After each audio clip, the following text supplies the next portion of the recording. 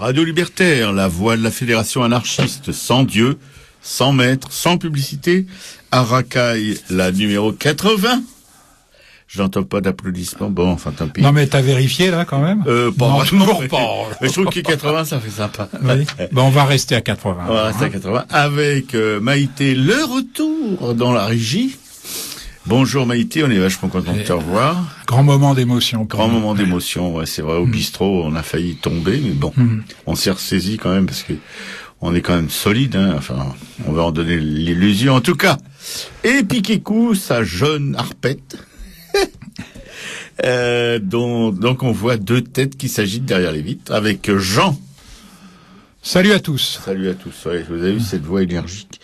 Bon, je rappelle nos petits business, l'artiste dans la société, l'artiste en dehors de celle-ci, l'artiste est l'engagement politique, l'artiste est la religion, l'artiste est la société, l'artiste est la science, l'artiste est l'autorité, l'histoire, l'avenir, l'actualité.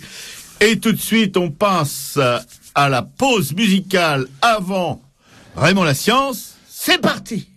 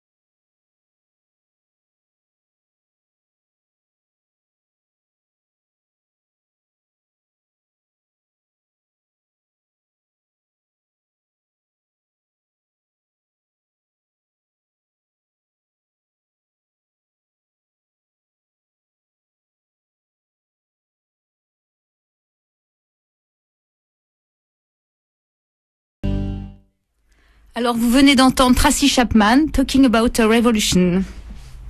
Merci beaucoup. Oh, c'est beau. Et tout de suite, on passe la parole, enfin on passe le bavoir à Raymond la science pour sa minute de militance intense. Absolument. Et puis cette chanson de Tracy Chapman, c'était pour illustrer... Pour illustrer le thème de l'émission qui est abolition de l'art. Alors qu'est-ce que l'abolition de l'art? On verra ça tout à l'heure. Alors la revue de presse de Raymond, oui, évidemment avec un ministre de l'Intérieur condamné en première instance pour propos racistes, c'est quand même dur pour le Front National d'exister un petit peu.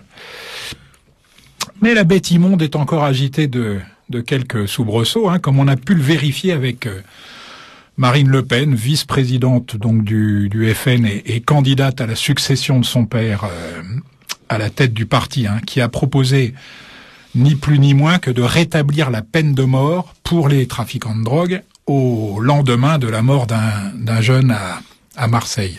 Ouais, c'est une molle du genou. Tu trouves que c'est pas... Ah non, pour ceux de Rivarol, c'est une molle du genou. C'est une molle du genou. Ah oui, elle est aux ordres du sionisme international. Non, mais sérieux. Oh bah ça va lui faire plaisir. Et justement, dans la foulée, 3 personnes ont été placées en garde à vue samedi, je crois, dernier, celui qui vient de passer là, après une saisie record de cocaïne. Pas moins de 110 kilos de cette drogue ont été retrouvés par la juridiction interrégionale spécialisée au domaine d'un particulier en plein cœur de la ville huppée de Neuilly-sur-Seine. Non. Alors, le propriétaire de l'appartement, le nom du propriétaire n'a pas été divulgué. Donc, on peut supposer tout ce qu'on veut. On peut supposer tout ce qu'on veut, on peut s'amuser un max. Hein. Enfin, moi, je dis qu'en tout cas, que tout ça, en fait, c'est justement la faute du Front National, tu vois. Parce que, à force de crier à la supériorité de la blanche, tu vois, faut pas s'étonner si certains trafiquent la poudre. Voilà. Au sommet de l'OTAN, le nouveau ministre de la Défense, Alain Juppé, a déclaré qu'il s'adapterait à la diplomatie de Nicolas Sarkozy, dont on sait qu'elle est parfaitement alignée sur celle des Américains. Un certain Alain Juppé avait pourtant dit publiquement en 2008 qu'il craignait que la réintégration de la France, tu vois, dans le commandement de l'Alliance, ne soit qu'un marché de dupes. Avant de co-signer, en 2009, donc à peine un an plus tard, un appel à un désarmement nucléaire mondial. Mais bon, ça ne devait pas être le même Alain Juppé. Hein. Non. Ou alors, il faut croire que la soupe est décidément bonne. On ne va quand même pas considérer que l'information, selon laquelle la diplomatie américaine voit notre lapin Duracell en chef là comme un empereur nu. T'as entendu, non? Ouais, j'ai oui. entendu. Ah, quand même, ça t'a pas échappé. Ah non, mais quand il y a des infos de ce hacker australien, je suis tout oui. Bon, comme un empereur nu susceptible et autoritaire, on va pas considérer cette information comme une révélation. Hein. Non, bon. pas chez nous. Voilà. Mais le scandale bidon de WikiLeaks, il faut quand même le dire, arrive à point nommé pour reléguer à l'arrière-plan celui qui est pourtant bien plus grave, hein, de Karachi, qui implique décidément personne. Toutes les informations là vont dans le même sens. Le chef de l'État à peu près à tous les étages hein, de ce scandale. Et on se doute déjà que les magistrats n'iront pas jusqu'au bout, hein, quelle que soit d'ailleurs leur bonne volonté de départ, tu vois. Alors quand je regarde Sarkozy, tu vois, je me désole, mais quand je le compare à Berlusconi, je me console. Ah bon? Ah oui, mais enfin, bon, on a encore, disons, nous avons encore un peu d'avance sur les Italiens, tu vois, ou eux sur nous, hein, ça dépend en fait de quel point de vue on se place, mais pour combien de temps, tu vois. Enfin, en tout cas, Nancy Colas est en avance cette année, tu vois, et ses friandises de l'année dernière sont vraiment bien avariées. Lors de son discours de politique générale... Ah, parce qu'il y a une politique générale? Non, ça c'est l'autre. Ah oui, c'est l'autre, oui, enfin, entre lui et l'autre. Il s'agit d'un duo. Oui. Lors de son discours de politique générale, le Premier ministre François Pignon a déclaré « Je ne l'appellerai plus que comme ça ». J'ai décidé de m'y tenir, au moins jusqu'en 2012. Tu dois rajouter sur rue. Le Premier ministre François Pignon-sur-Rue, donc j'adopte immédiatement, a déclaré que l'élan de réforme, c'est selon ses propres termes, hein, du gouvernement était intact. De quoi pourrions-nous rougir? Oh là là. A-t-il ajouté. Ils ont le choix. Ouais. Non. Bon. D'avoir réformé les universités, d'avoir instauré le service minimum, d'avoir réussi le Grenelle de l'environnement. J'assume. Notre bilan a également asséné le Premier ministre. Un bilan de flop. De prime abord, évidemment, ça peut sembler bizarre, tu vois, par exemple, pour des gens comme nous, mais je pense aussi pour beaucoup de Français, hein, qu'on puisse se féliciter de la baisse du chômage, tu vois, quand on a augmenté d'un million oui. le nombre de chômeurs en 3 ans. Hein. Oui. En 3 ans seulement. Là, c'est une espèce de record aussi. Hein. Ou de s'auto-congratuler, tu vois, par exemple, sur les bons chiffres du déficit, quand on a explosé la dette publique à 80% du PIB. PIB, je rappelle que c'est le produit intérieur brut, hein. Alors que dans le même temps, d'ailleurs, on avait promis de descendre de 64% à 60%. Ou encore de se passer la brosse à reluire sur l'augmentation du pouvoir d'achat, hein, quand seul celui des plus riches s'est amélioré. Et continue de s'améliorer. Mais en même temps, qui nous dit que c'était pas le but poursuivi? Bien sûr. Après tout, Nicolas Sarkozy et François Pignon sur rue ne sont que les employés zélés, tu vois, de ceux à qui ils doivent tout, hein, le grand capital. Exactement. Le premier cercle de l'UMP est un cercle vicieux. Oh oui. Il faudrait pas l'oublier. Et puis à propos d'élan de réforme, et j'en finirai avec ça aujourd'hui, à propos d'élan de réforme, est-ce que tu sais, Robert, ce que c'est qu'une réformette? Oh, bah, écoute, c'est comme les jupettes ou comme les midinettes, je sais pas comment. Bon, non.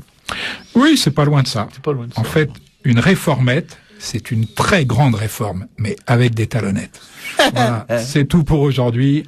À la semaine prochaine. Oh, bah merci mon Raymond pour toutes ces bonnes nouvelles qui nous arrivent sur la tronche. Et c'est pas fini avec ce que nous prépare le FMI, vous savez, ce truc qui affame la planète, là, avec un espèce de gros machin qui la dirige et qui prétend remplacer le petit nain, là.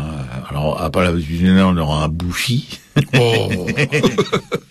Bon, enfin, tout ça, ça danse dans la même petite guinguette. On n'a pas de souci à se faire. Il y a des lendemains qui vont chanter, vous allez voir ça. Des lendemains libéraux. Libéraux!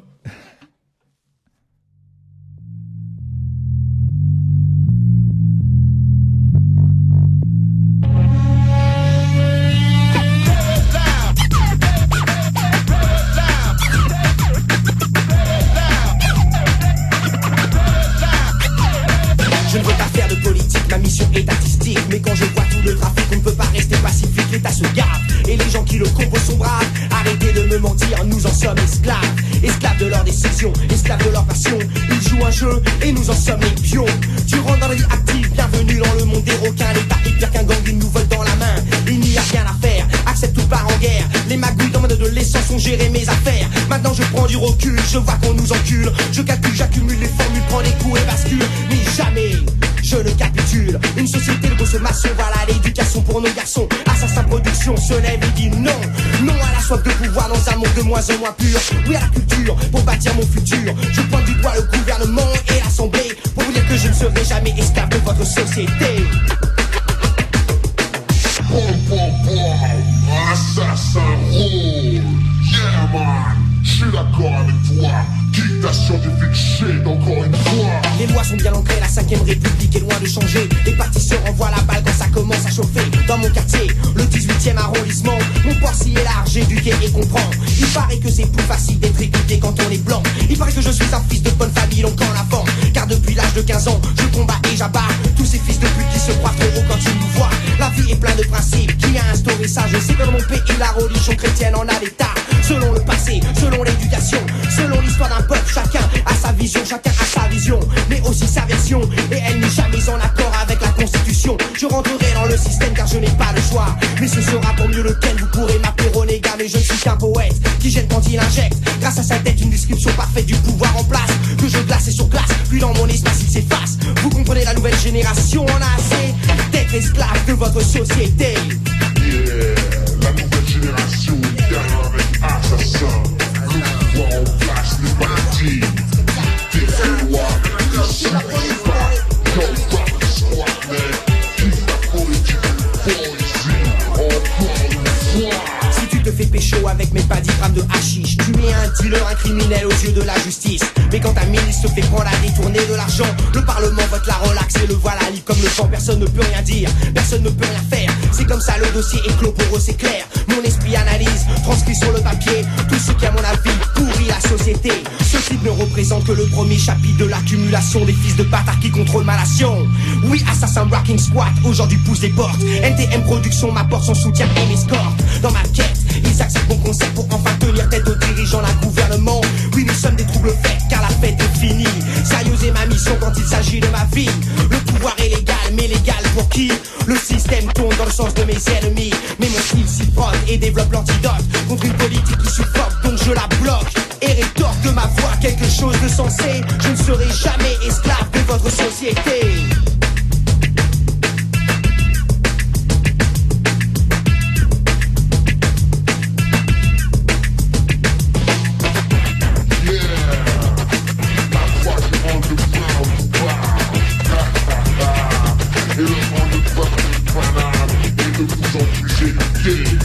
Nous ne serons jamais esclaves de votre société.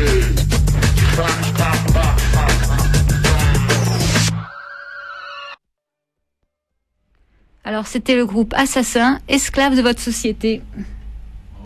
Merci beaucoup, Piquet-Cou. Là, vraiment de la chance. Piquet-Cou qui est sous la haute surveillance de notre chère Maïté, qui nous est revenu. Alléluia. Alléluia sur Radio Libertaire. Oh merde, révolution. Ouais, on est repéré là. On est repéré, merde. Alors là, on est dans le... Bon, c'est donc la dernière d'Arracaille. Oui, la dernière d'Arracaille. Désolé de vous l'annoncer, mais enfin, on va faire le maximum pour essayer de se rattraper d'ici la fin de l'émission. Surtout, on compte surtout sur Jean. Avec ses histoires, sa culture. Pour rattraper l'Alléluia, je pense que non, je suis pas de taille. Notre hussard noir de la République, quand même, avec sa culture insondable, tellement elle est profonde, qui va nous causer tout de suite de, comment dirais-je, que je chausse mes lunettes. Que faire de l'art par Alain Jouffroy. Je vous passe la date de naissance, il va s'empresser de vous la donner. C'est son truc, les dates de naissance. Il adore les dates de naissance. Ah oui, c'est un monsieur qui est né en 1928 et qui est toujours bien vivant, bien actif. Tu connaissais cet auteur? Pas du tout. Non, mais Jean, mais il faut pas me poser toujours... Parce que chaque fois que tu poses cette question... Non, mais tu pourrais très bien. Je pense pour un peu plus idiot vis-à-vis de nos chers auditeurs. Tu pourrais très bien. C'est un mec qui est quand même connu d'une vingtaine de personnes en dehors de son cercle familial, si tu veux. Oui, mais moi, je suis pas dans les profondeurs de l'art. Je suis plutôt sur les crêtes. Je suis sur la surface. Non. Et je butine. Moi, je ne fais pas autre chose. Pour Alain Jouffroy, en fait, le seul art, selon ses propres termes, le seul art qui reste à inventer, c'est l'art de faire la révolution. Bon, c'est pas un mauvais début. Ouais, c'est pas un mauvais début. Ça se discute. Là, on va peut-être garder notre émission. Ça se discute. Cela peut commencer par un livre, tu vois, indifféremment, ou par un tableau, ou par un film, mais ce livre, ce tableau, ce film seront pour la première fois, c'est là qu'est la révolution, seront pour la première fois faits par tous, donc par un. D'accord. Je n'ai pas tout saisi, mais bon. Moi non plus, d'ailleurs. On va peut-être en comprendre, en savoir un petit peu plus avec le texte qui suit. C'est improbable, mais bon. Soyons confiants. Le problème le plus important en politique, c'est de trouver le moyen d'empêcher que ceux qui n'ont aucune part au gouvernement ne deviennent la proie de ceux qui les gouvernent. Ça, c'est des choses que tu peux... Oui, là, je suis tout à fait... Là, tu suis, là. Oui, avec ceux qui sont la proie. Si nous continuons de faire en sorte que rien d'essentiel ne puisse être changé dans les règles du jeu social, si nous nous plions sans cesse devant les autorités qui déterminent d'en haut l'orientation de notre travail, les conditions économiques de la production et de la consommation, si nous nous résignons à céder la part inconnue de nous-mêmes à une volonté rationnelle de réduction et de planification étatique, jamais une révolution sociale, violente ou non, ne pourra entamer le processus d'un changement réel de la vie. L'homme sera toujours le bœuf de labour dans le sillon d'un travail borné, monotone et lourd.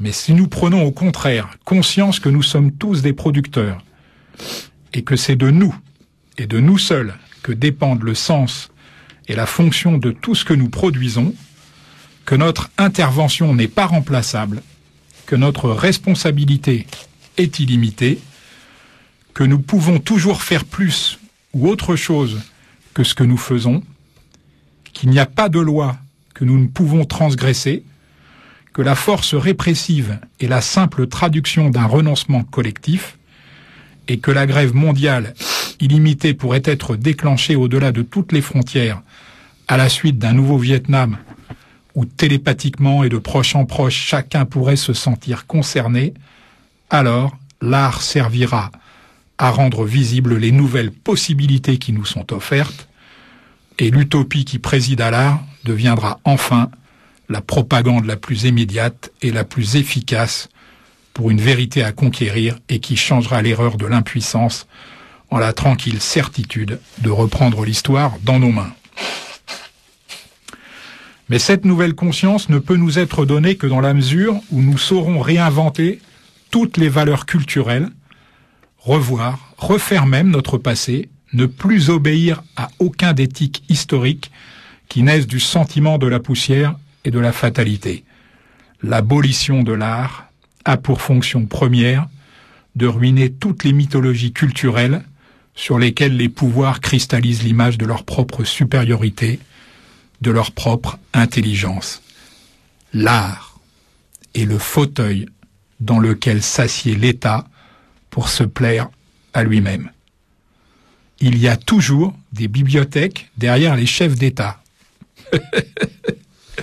Leurs meubles, leurs demeures reflètent la puissance qu'ils veulent exercer sur ceux-là même qui les contestent.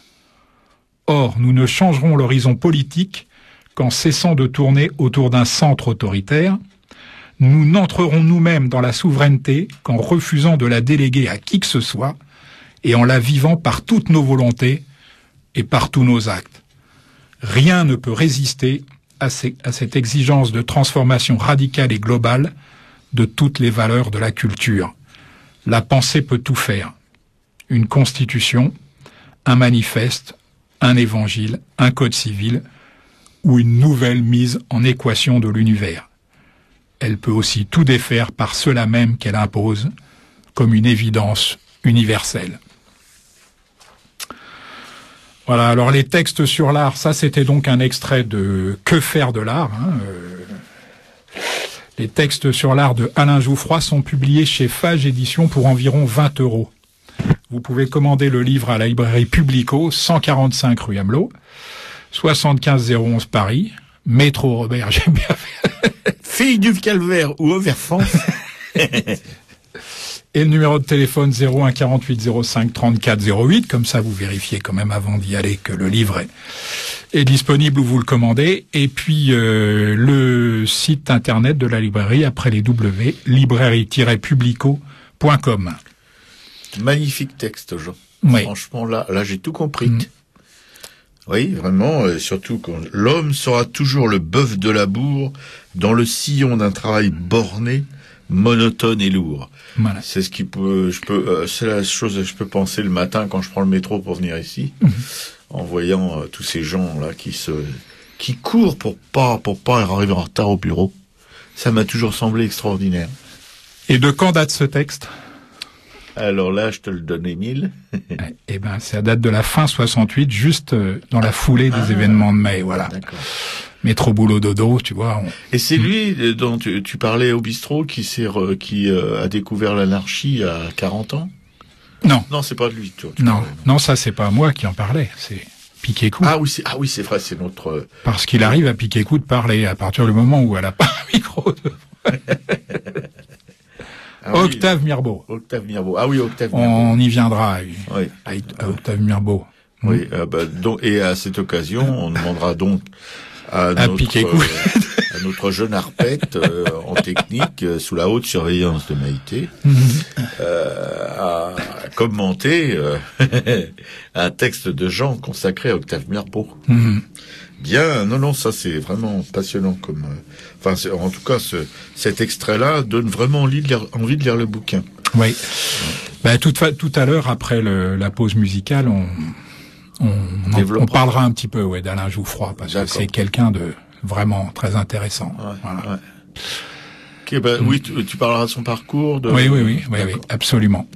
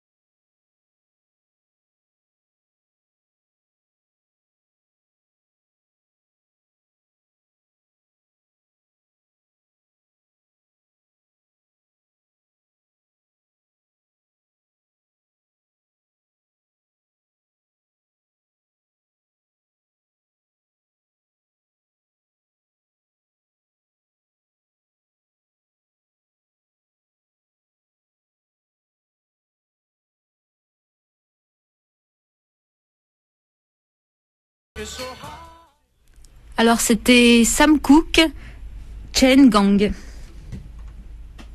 Bien, Racaille, numéro 80. Oui, on y est arrivé. 8 x 10, 80. J'irai pas plus loin. Avec, donc on a 2 techniciennes, on est vraiment gâtés par la nature. Maïté Piquécou, son arpette, encore aujourd'hui. Un jour, elle volera probablement ses propres ailes. Pas tout de suite, quand même. Faut lui laisser un peu de maturation. Et Jean, d'ailleurs, je vais me faire remonter les bretelles. Et par la chef, et par l'arpette. Je sens ça, je sens venir. Enfin bon. Alors, histoire de Jean, notre hussard noir, commissionné à l'instruction publique et particulièrement à l'histoire de l'art, une histoire de vie, histoire d'artiste, histoire d'abolitionniste de l'art, Alain Jouffroy. Ouais. Ou alors, si tu veux, comme on a un petit peu d'avance, on fait d'abord les annonces ou non? Tu veux que je fasse les annonces? Bah, peut-être. Bon, d'accord, comme ça, on sera on a un petit peu d'avance, là. On a un petit peu d'avance. Bon. Alors, avant de faire les annonces, une spéciale dédicace qui va avec les annonces. Mais j'ai appris ça, par un vrai accident. Une jeune femme, enfin, je sais pas si, oui, une jeune femme, dont le prénom est déjà tout un roman. Elle s'appelle Antigone. Et figurez-vous que cette jeune femme, fréquente notre utopie depuis l'âge de 14 ans, elle doit en avoir à peu près une trentaine maintenant, je pense. Et depuis 10 ans, elle cotise régulièrement pour notre radio. Elle refile 15 € par mois. Elle doit gagner à peu 45.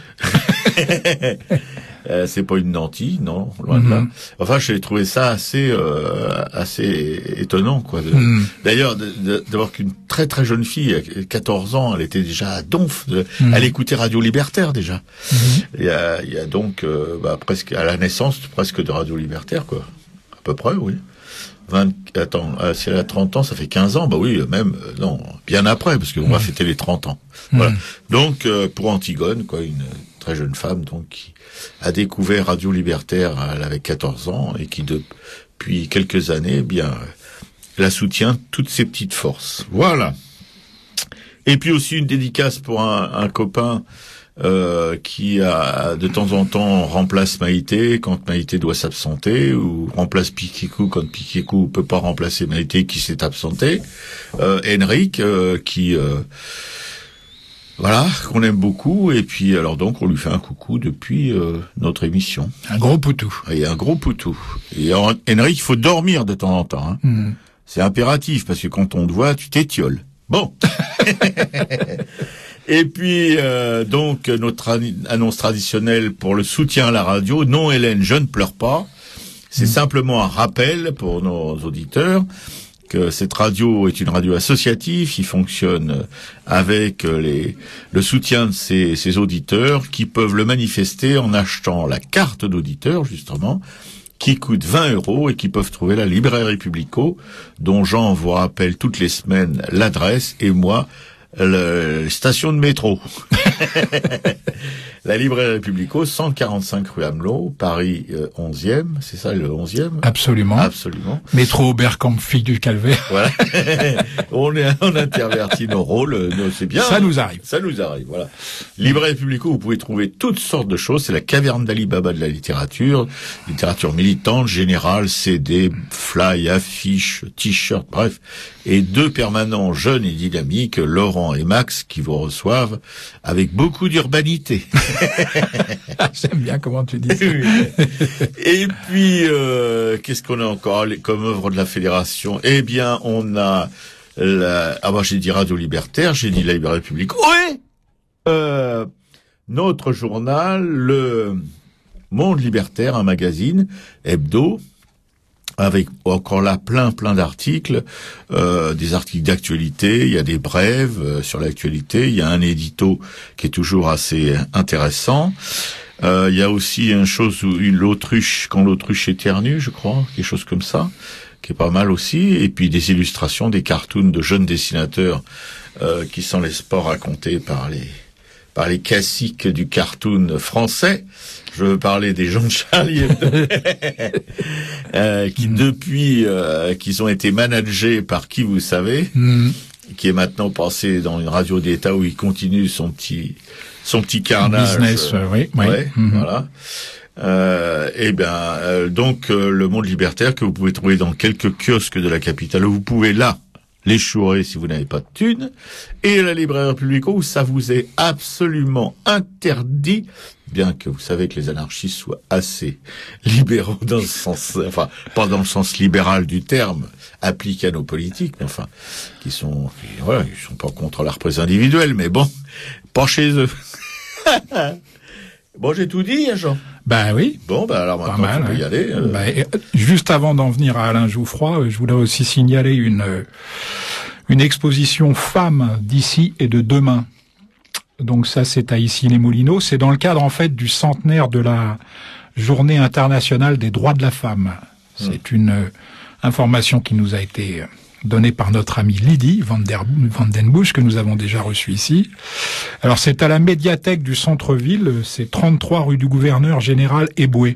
En fait, il y a tout un tas de manifestations, d'expositions dans le cadre donc de ce centenaire. Alors, la visite de l'exposition Des femmes s'envolent de Colette Deblé sera suivie ça c'est pour le vernissage, qui est le mercredi 1er décembre à 18h, sera suivie de la visite de l'exposition Plus jamais de Michel Chaste en l'espace Boulet de l'Hôtel de Ville. Donc il y a plusieurs adresses, 62 rue du Général Leclerc, voilà. Alors l'exposition donc Des femmes s'envolent, non, c'est pas très clair le papier là, je suis désolé. Parce que... Oui, c'est ça, pardon. L'exposition Des femmes s'envolent est-elle présentée à la médiathèque, comme je l'ai dit au début, ça c'est du mardi 30 novembre au dimanche 30 janvier.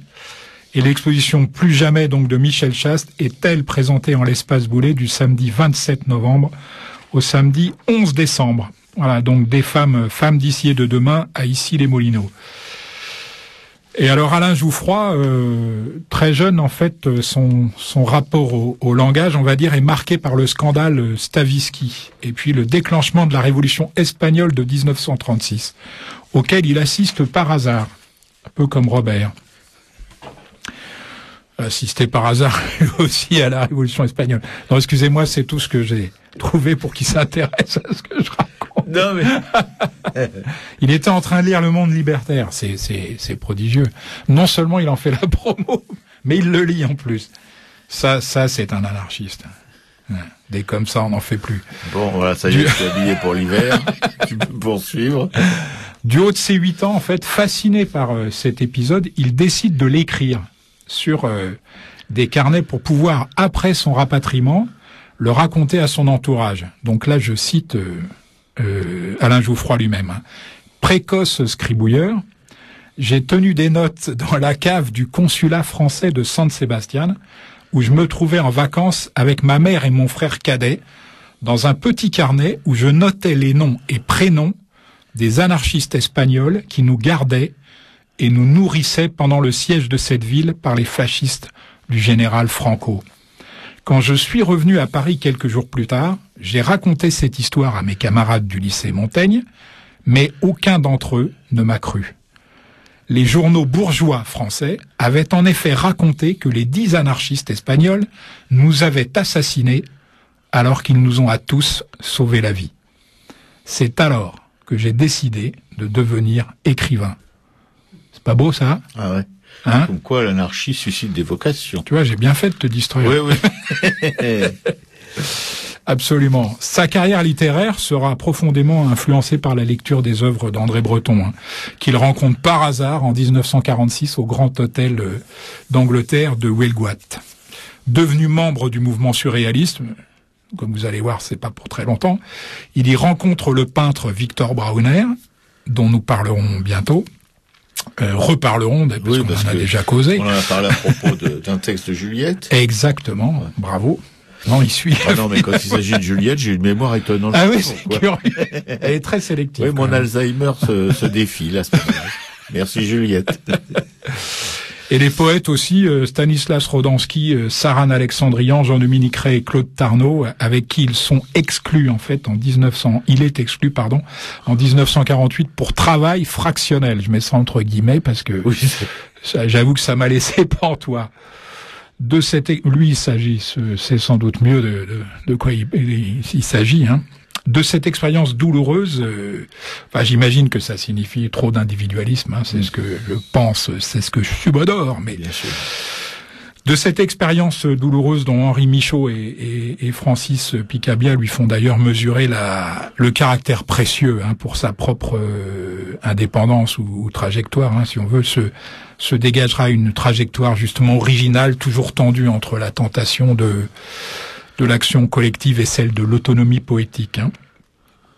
Tension qu'il conceptualisera d'ailleurs ultérieurement sous les noms de société secrète de l'écriture et d'individualisme révolutionnaire. Pendant les années 50, il collabore régulièrement au magazine Art et L'Œil. Est-ce qu'ils existent encore, ces magazines? L'Œil, je crois. Art, je sais pas. Mais L'Œil, il me semble, oui, parce que j'avais demandé à un copain il y a quelque temps... il me semble que oui, mais enfin bon. Je lisais ça, moi, quand j'étais étudiant. Ouais, moi aussi. Je lisais même des vieux numéros, mais c'est vrai que là, c'était un peu décroché. C'était un magazine magnifique. En fait, c'est au tournant des années 60 que s'affirme pleinement son influence dans l'art d'avant-garde, hein, marqué par sa rencontre avec Marcel Duchamp. Il organise les anti-procès, manifestations contestant la validité de tout jugement dans un climat politique, tout jugement bien sûr en matière d'art, hein, dans un climat politique très dur. Il introduit en France les artistes du pop art et contribue à rendre accessible la poésie surréaliste dans la collection de poche poésie qu'il fonde aux éditions Gallimard. Tu vois, c'est pas n'importe qui, hein, ce bonhomme. Bon, là, ce que j'ai oublié de dire peut-être aussi, c'est qu'il s'était réconcilié avec André Breton. Hein. Manque de peau. Il a eu tort. Les événements de mai 68, au cours desquels il déploie une grande activité au sein de l'Union des écrivains qu'il fonde avec Jean-Pierre Fay, tu vois, c'est un monsieur très actif, hein, vont lui fermer durablement les portes de l'intelligentsia parisienne, hein, et le restituer à son indépendance. Tant mieux pour nous.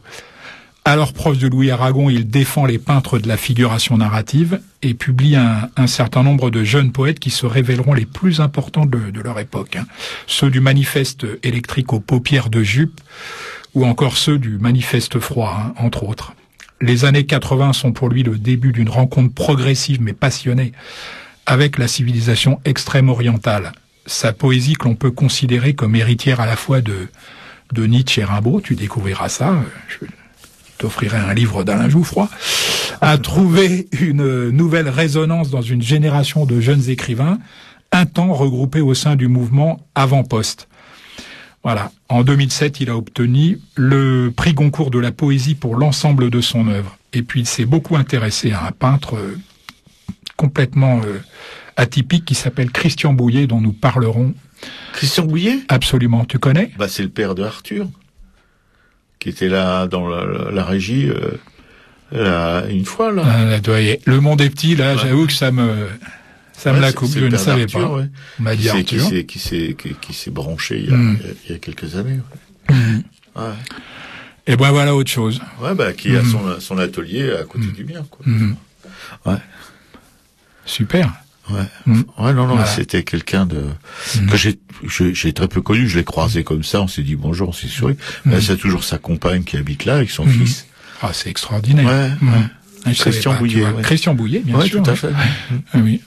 Écoute, on viendra d'ici quelques semaines, je vous ferai un paplard sur Christian Bouillet. Ah, Arthur. Parce que c'est un être unique.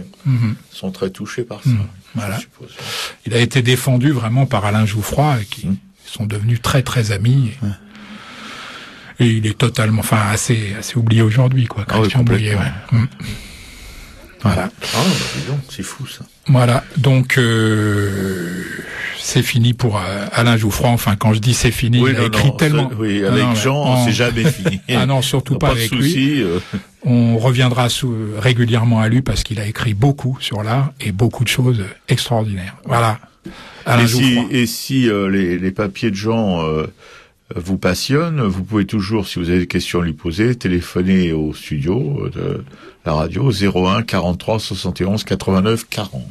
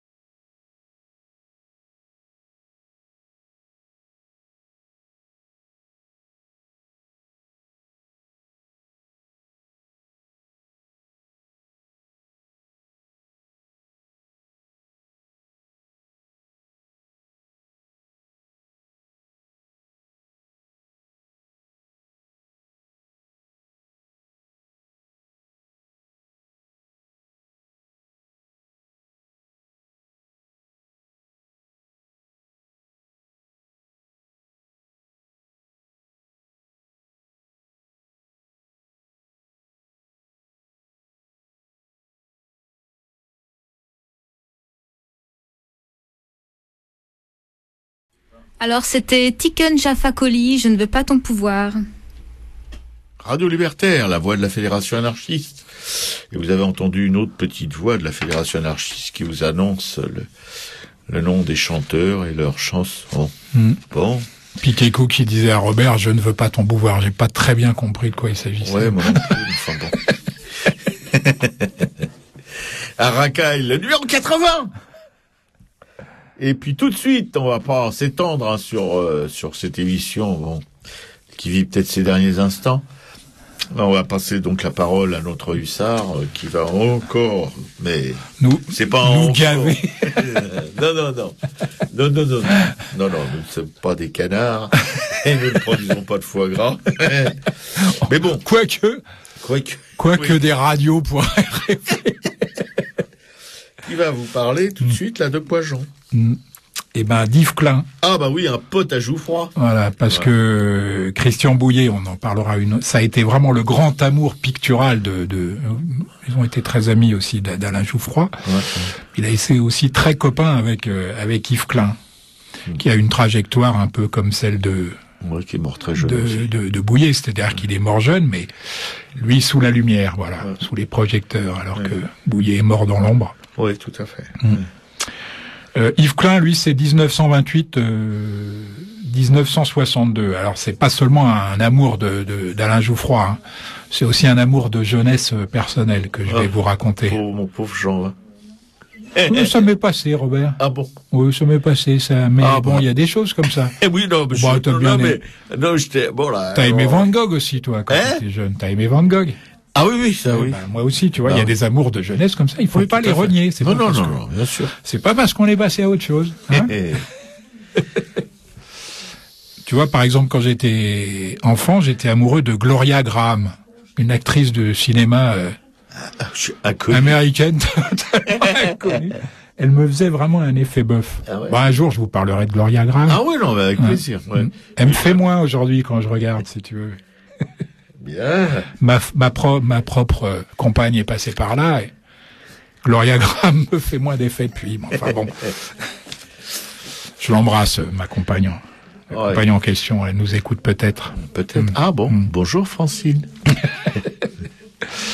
Mon père était en fait abonné, je sais pas si tu as connu ça, mais j'en doute pas une seconde, il était abonné à la revue Planète. Oh oui. Voilà. Dont le slogan était « Rien de ce qui est étrange ». Carré comme ça. Ah, exactement. Ah la vache, oui. En plus, c'est ça. Ah puis en plus, il me raconte pas d'histoire. Il vient de me donner, parce que l'épaisseur était effectivement toujours la même. Et il vient de me la donner, mais alors au millimètre près. Rien de ce qui est, donc le slogan de cette revue était « Rien de ce qui est étrange ne nous est étranger ». C'est Powell qui faisait ça, non? Powell, et Berger. Et Berger, voilà. C'est ça. Exactement. Ouais, qui était surtout Berger, qui était complètement fou. Complètement fou. Je me rappelle il était génial, ce mec. Oui, c'est lui qui a découvert, il était en camp de concentration avec le jeune Segui, c'est le secrétaire général de la CGT. Et c'est lui qui s'est aperçu que c'était un génie.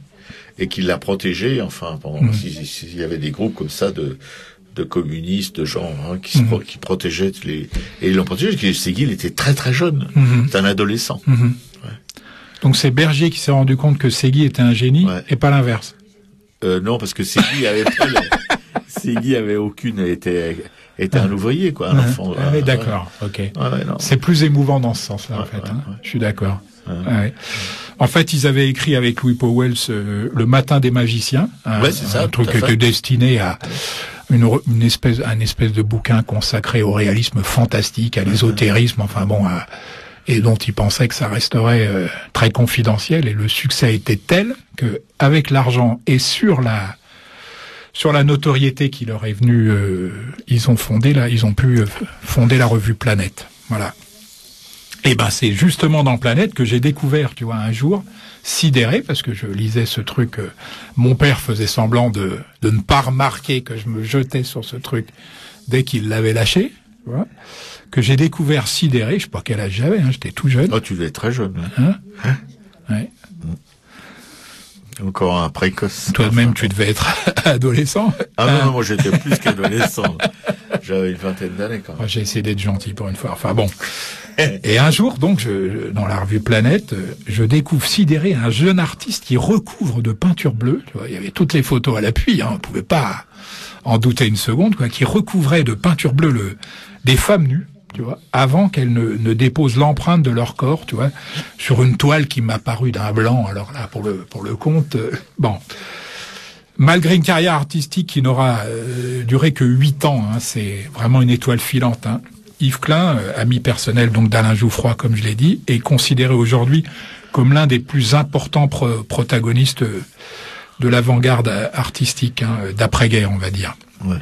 Sa trajectoire est vraiment fulgurante, marquée d'étapes précises, décisives, je sais pas comment on peut dire, semant comme par enchantement, tu vois, si ce n'est par mégarde, des inventions prémonitoires, tu vois. Il les a alignées, vraiment. Il est âgé de 22 ans lorsqu'il réalise sa première exposition de peinture monochrome. Ça laisse un peu pantois quand même. Et il meurt à Paris 12 ans plus tard. Tu te rends compte, après avoir ponctué sa vie de manifestations aussi tapageuses que significatives. Yves Klein met à profit un séjour au Japon pour devenir ceinture noire de judo. Ça fait partie des trucs que j'aime un peu moins chez lui, parce que. Et d'ailleurs, il y a ce commissaire priseur là qui a un nom à rallonge, là, tu sais... Cornette de Saint-Cyr. Cornette de Saint-Cyr, ouais. Qui a... Je vois tout de suite la grille. Il faut les télé dans son espèce d'entrepôt, là, enfin, de sa salle de vente. Ouais. Et dans son bureau perso, il a la ceinture de Klein, qui est dans un truc en verre. Ah là, mon Dieu, c'est la relique, quoi. Ah oui, la relique, c'est ça. Avec les burnes de Jean-Paul II et tout. Ouais, bon, enfin. C'est le côté que j'aime moins chez Yves Klein, c'est que cette fascination pour un peu michimesque, on dirait. Tiens, à propos du Japon, j'ai un petit message j'ai vu Guillemette vendredi. Ah ouais? J'ai un petit message pour toi de la part de Guillemette. Oh là. Hors micro. Elle est allée à Versailles, voir l'exposition, hein? Elle a adoré. Ah ouais? Ouais.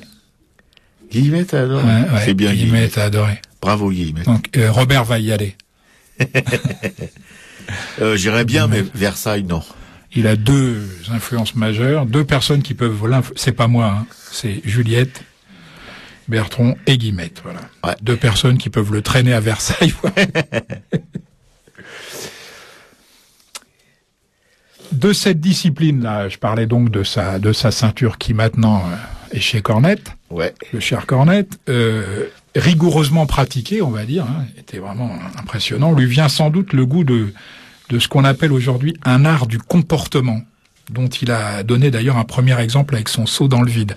Ouais. Tu vois de quoi je fais allusion, exactement. Et cette photo est parue aussi dans Planète. Comment voulais-tu qu'un ado, un pré-ado plutôt comme moi, tombe pas amoureux de ce mec qui est quelqu'un sensible comme toi. Exactement. Non, ben oui. Alors pour lui, c'est là que ça se gâte un peu, comme je le disais. Pour lui, la pratique du judo est initiatique, hein, comme le seront aussi chacune de ces manifestations, tu vois, publiques ou privées, dont la plus radicalement conceptuelle, l'exposition du vide en 1958. Ça semble une éternité, hein, dans la galerie d'Iris Clair. Ouais, ah bah oui, une fameuse. Ouais, une fameuse. Les murs n'offraient en fait d'autres spectacles que d'être rigoureusement peints en blanc. Seul le cocktail qui était servi devant colorer en bleu l'urine des invités. Oui. Bah, il a tout inventé, quoi. Oui. Honnêtement, les scandales actuels et tout ça, ça Bien paraît sûr. un peu ridicule quand tu penses que ça date de 58, quoi. Non? 50 ans. Ouais. Bon.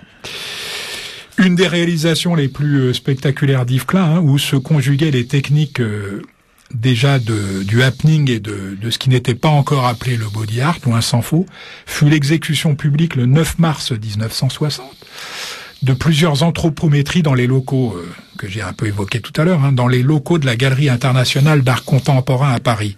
3 femmes nues, préalablement enduites de peinture bleue et utilisées comme des pinceaux vivants, c'est vraiment l'expression qu'on peut utiliser, opéraient sous les ordres de l'artiste en fixant l'empreinte de leur corps sur des papiers étendus à terre ou collés au mur. Il l'a fait aussi sur des toiles. Hein. Ouais.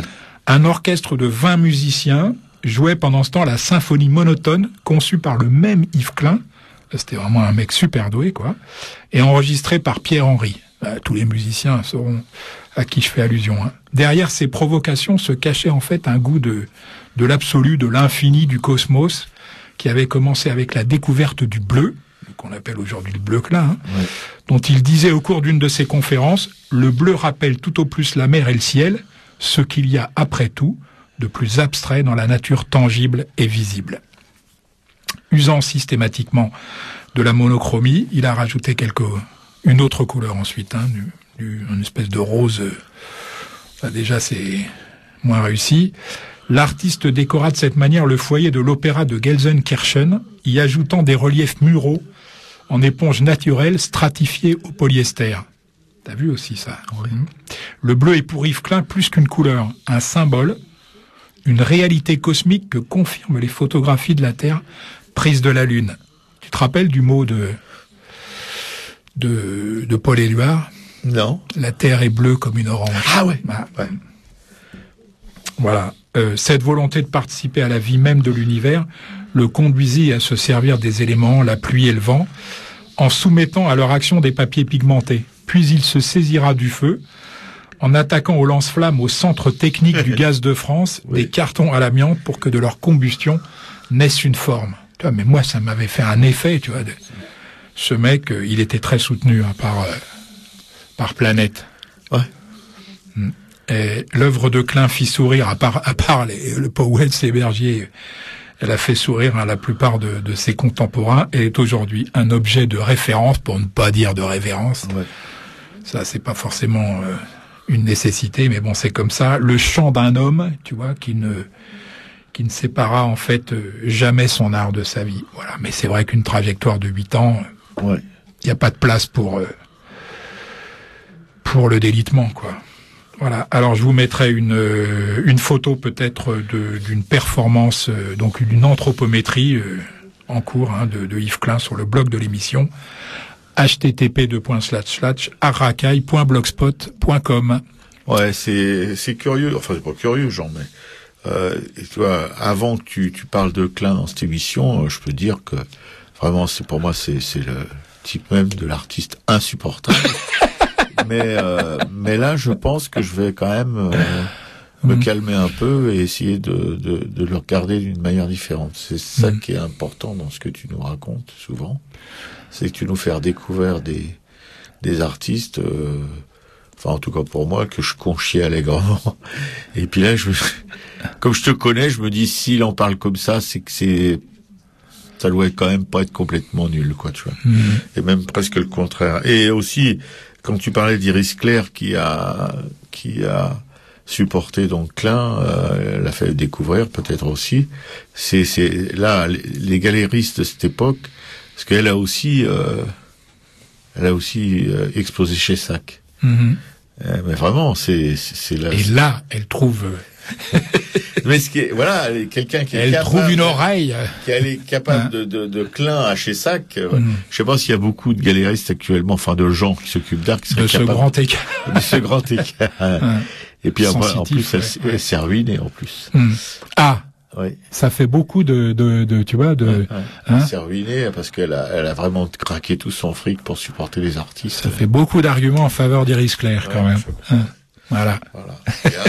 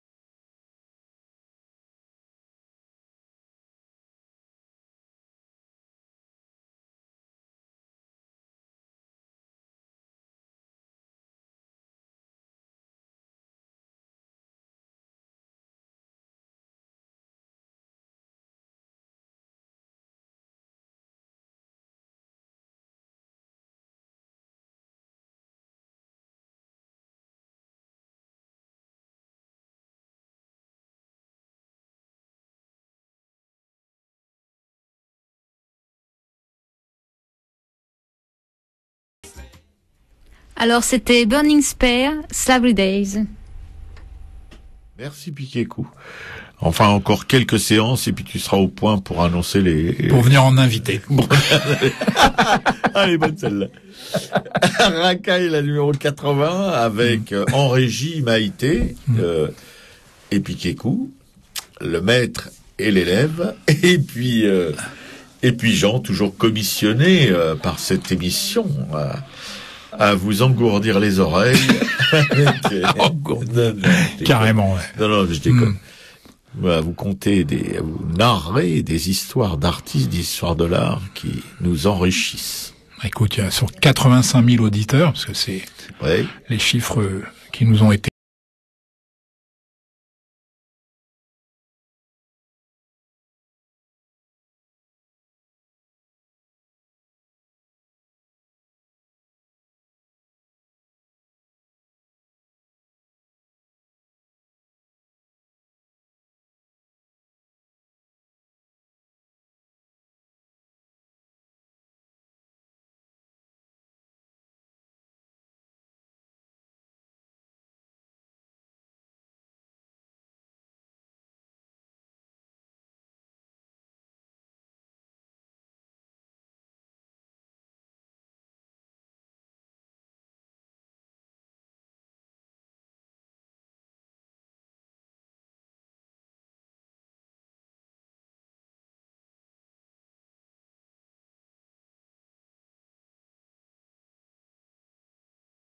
Je pense que c'est plutôt dans les années 80, ou la fin même, enfin bref.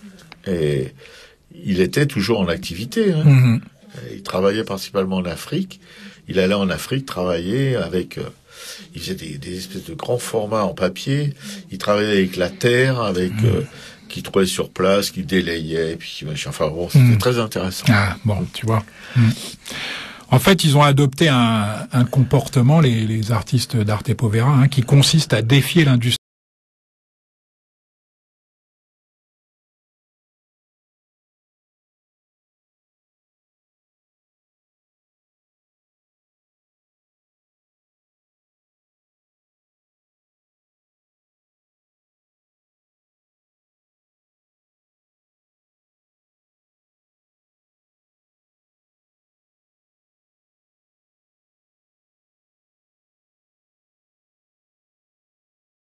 Mouvement pour lui préférer celle d'attitude.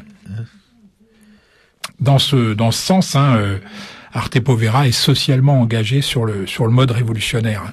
Ce refus de l'identification et cette position politique se manifeste par une activité artistique qui privilégie elle aussi le processus, autrement dit le geste créateur au détriment de l'objet fini. Tout à fait. On est bien d'accord. En somme, en condamnant aussi bien l'identité que l'objet, Arte Povera prétend résister à toute tentative d'appropriation. Absolument. Voilà, c'est un art qui se veut foncièrement nomade, proprement insaisissable. C'est trop sympathique, ça. Ah oui. Ça nous berce. L'expression Arte Povera a été utilisée en fait pour la première fois en septembre 1967 par le critique Germano Celant pour intituler une exposition qui a été présentée à Gênes. Partie d'Italie, on l'a bien compris, elle empruntait le prédicat pauvre à une pratique théâtrale expérimentale, mais pour quelle signification ? On a tantôt suggéré qu'il s'agissait en fait d'utiliser des matériaux pauvres comme des objets de rebut ou des éléments naturels, comme tu l'as très bien dit tout à l'heure, mais de nombreuses œuvres, quand on fait un peu le tri, de nombreuses œuvres réfutent cette interprétation en intégrant des matières plus sophistiquées comme le néon, comme on le verra avec un de ces artistes tout à l'heure. La référence fréquente, Mario Merz pour ne pas le citer, la référence fréquente à la nature est plutôt à considérer comme un exemple de point d'appui à partir duquel il devient possible de critiquer, et même souhaitable, de critiquer le présent. Les artistes d'Arte Povera participent ainsi pleinement à la réflexion sur la dialectique entre la nature et la culture. On est exactement à la frontière. Mais qu'est-ce alors que cette pauvreté que doit viser l'art ? en reprenant l'analogie établie entre l'art et la guérilla, hein, on peut émettre l'hypothèse que la pauvreté est à l'art ce que l'artillerie légère est au guerriero. Si je reprends le postulat de départ, hein, l'artiste doit idéalement renoncer au besoin d'un équipement lourd, ça va te parler forcément, qui le rend dépendant de l'économie et des institutions culturelles. Ah, absolument. Ça y est, il est complètement réveillé. Non, je déconne. Non, tu déconnes pas. Non. La pauvreté de l'art est une notion négative qui pose une interdiction de moyens quant à la réalisation des œuvres, mais qui requiert une richesse théorique afin de se guider. Ainsi, Arte Povera participe pleinement de l'utopie contestataire de la fin des années 60. On peut tenter de dénombrer les artistes italiens qui ont participé à cette expérience essentiellement entre 66 et 69. Hein. On va s'en tenir là aujourd'hui, puisqu'il y a toujours des artistes en activité, bien sûr. Hein.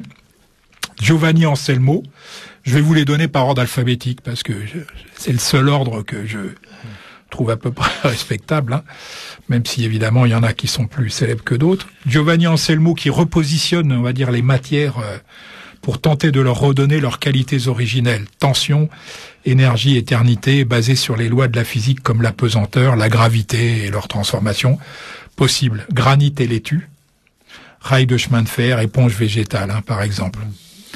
Oui, la laitue, t'as dû en voir aussi, parce que t'en as piqué une peut-être dans une expo. Non. Elle venait juste d'être, non, c'est pas ça. Et t'en as fait ton déjeuner. Janis Kounellis, plus connu, qui s'attache à l'invention d'un langage qui fait dialoguer la nature et la culture. Un cactus, du charbon, un perroquet, de la laine, du bois, du café et même du feu. Matériaux volatiles et incontrôlables. Ah, c'est lui alors. Ouais, à mon avis, c'est lui. Il y avait aussi des papiers brûlés. Janis Kounellis, absolument. Mario Merz, dont j'ai parlé tout à l'heure, hein, qui a incorporé à ses travaux des substances organiques avant de revenir à la peinture. Pino Pascali, dont le travail s'est élaboré par cycle en fait, hein, développant chaque fois de nouvelles propositions où entre fiction et réalité se joue faux semblant et justesse du simulacre. Hein. Giuseppe Pennone, un de mes préférés, moi, personnellement, qui s'essaye à retrouver dans une pratique purement sculpturale les processus imperceptibles, et néanmoins vivants, tu vois, de chaque modification. Et puis Michelangelo Pistoletto aussi, qui poursuit une quête sur les effets du miroir. Ça te dit quelque chose, ça? Ouais, mais puis, je pense que je les ai vus, tous ces gens-là. Ouais. Gilberto, c'était au Carré d'Art, tu m'as dit tout à l'heure? Oui, au Carré d'Art, ouais.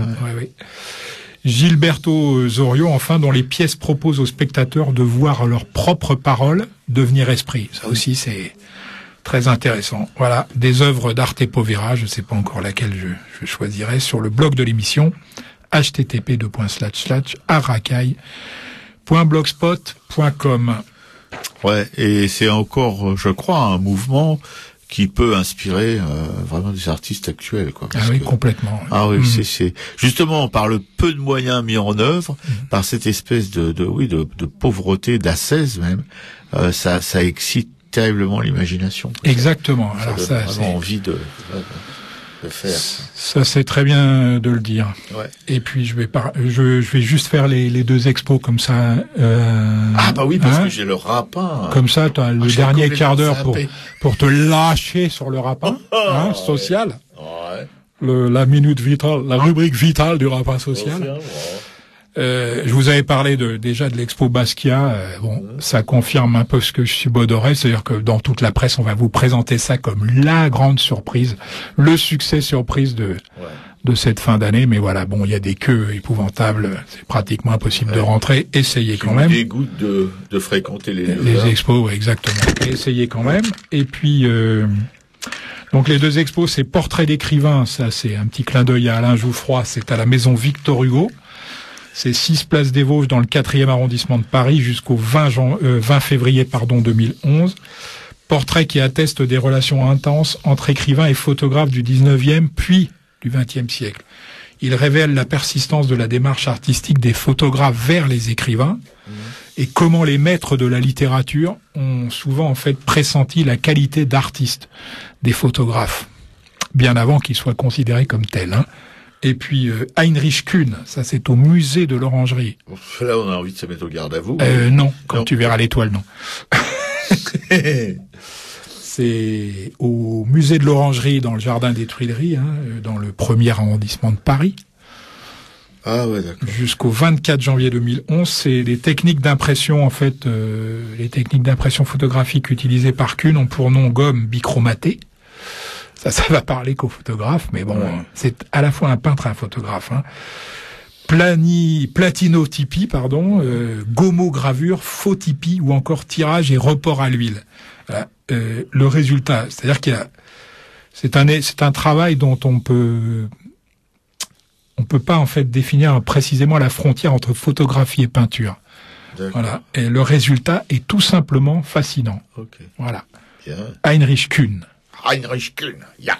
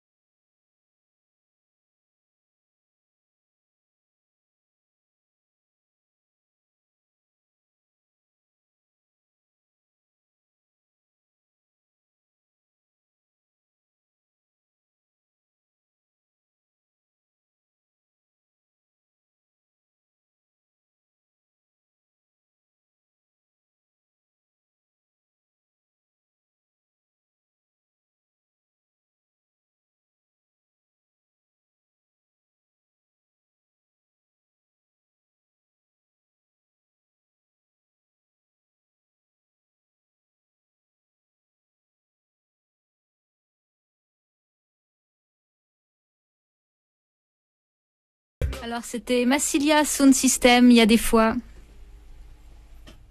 Harakai. Numéro 81, on poursuit avec le Rapin social et sa rubrique vitale, consacrée ce mardi à la réussite de sa promotion artistique. Il va se déchaîner. Alors, accrochez-vous. Vivre de votre art implique que votre création, votre inspiration plaise à un public. Faux. Parce que si on commence à travailler pour plaire aux autres, on fait plus de l'art, on fait du commerce. Il vous faut trouver vos amateurs. Non, c'est eux qui vous trouveront, c'est pas vous qui les trouverez. Faites-moi confiance. Votre public, là c'est autre chose. Il faut déjà être dans un musée. Pas un public hypothétique sorti de nulle part par enchantement ou hasard. Un public actuel, réel. Alors j'aimerais bien savoir ce qu'elle veut dire par là. Des amateurs d'art éclairé, des collectionneurs avisés, des connaisseurs passionnés, des curieux de beauté, des dénicheurs d'originalité, des gens qui savent vous apprécier, vont acheter vos œuvres et vous encourager dans la durée. Bon, si vous arrivez à avoir un amateur, ça sera déjà un truc formidable. Parce que moi, une fois, oui. T'en as eu un, t'es un peu dur. Oui, j'en ai eu un, mais j'en ai eu un seul. Il se serait saigné au cas de veine pour s'offrir du gaillot. Bon, il se trouve qu'il était très riche. Mais... Oui, c'est ça, ouais. Et pour rencontrer votre public et le garder, là encore, c'est un postulat, non, vraiment, qui est pas du tout artistique. Pour trouver vos amateurs, encore une fois, c'est pas vous qui allez les trouver, mais eux qui vont vous trouver. Vous devez vous faire connaître et réussir la promotion de votre art. Savoir-faire et faire savoir sont 2 secrets d'artistes avec lesquels il vous faut composer. Ensuite, présenter vos œuvres se fera avec d'autant plus de succès. Oui, dans un monde rêvé. Mais dans le monde vrai, c'est de la pure fantaisie d'auteur. Trouvez ces amateurs. Quelle est belle cette histoire. En art, sortent du lot ceux qui savent s'organiser habilement et développer leur activité avec entendement. Qu'entendez-vous par là? C'est assez éloigné de l'image de l'artiste détaché, miséreux, ombrageux, travaillant dans un atelier délabré, en quête d'un idéal artistique dévorant, se consacrant à l'art pour l'art et faisant fi de toute compromission et rémunération. Elle vient de brosser le tableau idéal de l'artiste véritable. Car moi, contrairement à ce qu'elle écrit, je pense que c'est ça, l'artiste. C'est pour celui qui a un duplex à Montparnasse de 350 mètres carrés avec des pots de panthère pendus sur les murs. J'en ai connu un comme ça. Aujourd'hui, l'activité artistique peut être appréhendée comme toute autre activité économique sans forcément sacrifier ses idéaux esthétiques. Alors là, je suis atterré, et c'est peu de le dire. Et décider de vivre de son art, c'est créer une entreprise. Ah, elle met entre parenthèses, elle met presque. C'est gentil. Comme les autres. Appréhender art, c'est créer une entreprise presque comme les autres. Bref, je n'épiloguerai pas. Cela implique de se plier aux mêmes nécessités de rentabilité. Non mais Jean, écoute. Non mais tu crois ce t'oblige pas du tout. Bon, pas du tout. Bon, tu rassures. J'avais l'impression qu'entre toi et Véronique Chambaud, ça commençait. J'avais l'impression d'être tout seul. Non mais c'est hilarant, c'est ça qui est formidable avec ce texte, c'est qu'elle fait un texte sérieux mais qui fait marrer tout le monde. L'artiste doit trouver ses amateurs, ses clients. Non mais franchement, ses clients, à l'épismar quoi, et développer son marché au même titre que n'importe quelle entreprise du CAC 40, sans renoncer à sa vocation ni accepter toutes les transactions. Oui, alors d'accord. Être artiste, c'est être doué d'un don. Ah bon, parce qu'on est doué d'autre chose qu'un don, j'aimerais savoir. De pintade, on peut être doué d'un don ou de pintade, comme au choix. Être artiste, c'est être doué d'un don. Bon. Ce don, il est essentiel de le partager pour répandre et faire partager sa création, ses convictions, ses émotions, sa vision du monde. Enfin, un artiste qui a une vision du monde, je suis désolé, mais il considère pas son travail comme une entreprise. Quand on est doué d'un don, reste à trouver des pigeons. C'est une histoire zoologique, animalière, enfin bref, de basse-cour. C'est pour ces raisons qu'il est important de vous soucier de l'accueil de vos œuvres au-delà du simple acte d'achat. Vous ne devez négliger ni les encouragements, ni les jugements. Et en cas de critique, évitez de penser qu'une œuvre ne plaît que parce que le public n'a pas de goût. Et pourtant, à coup sûr, les gens, sans qu'ils soient forcément des amateurs d'art avertis, ont souvent un goût bien senti. Oh oui. Et ils savent reconnaître ce qui est fort et ce qui ne l'est pas.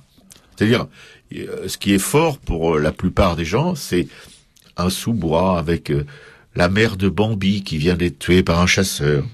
Et ils savent reconnaître ce qui est fort. Voilà, c'est ça, la mère de Bambi, tuée par un chasseur, et ce qui ne l'est pas. Alors essayez plutôt de comprendre pourquoi une œuvre est mal reçue.